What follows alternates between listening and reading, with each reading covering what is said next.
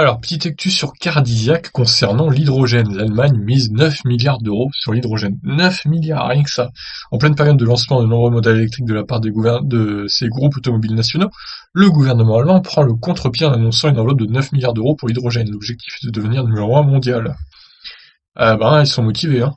Volkswagen Group, BMW et Daimler ont en ce moment un point commun, la communication à grandes eaux sur la mobilité électrique et des investissements qui se comptent en milliards d'euros.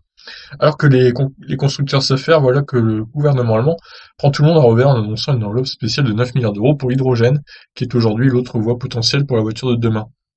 Concrètement, l'Allemagne mise surtout sur le côté carburant en espérant devenir le leader mondial de la production d'hydrogène. Il faudra malgré tout que les constructeurs suivent, ce qui n'est pas nécessairement le cas. Récemment, Daimler a confirmé abandonner pour l'instant ses projets de véhicules à pile à combustible. Rappelons également que dans le cas de l'automobile avec pile à combustible, l'hydrogène n'est pas une énergie à proprement parler, mais un vecteur permettant de générer de l'électricité qui servira au moteur. Le rendement de la chaîne est donc clairement plus mauvais qu'un véhicule électrique plus classique à batterie, puisque les pertes sont non négligeables dans une pile à combustible. Et oui, c'est bien de le rappeler ça, parce que tout le monde croit que c'est une énergie propre tirée à base d'eau et tout. Non, c'est pas ça l'hydrogène, hein. C'est pas du tout ça, c'est plus compliqué que ça quand même, hein.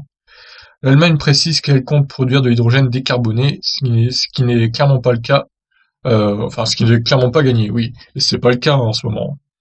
La quasi-totalité de l'hydrogène produit aujourd'hui dans le monde provient de sources gazières et pétrolières, en particulier de méthane. Ouais, encore une fois, ça c'est bien de le rappeler.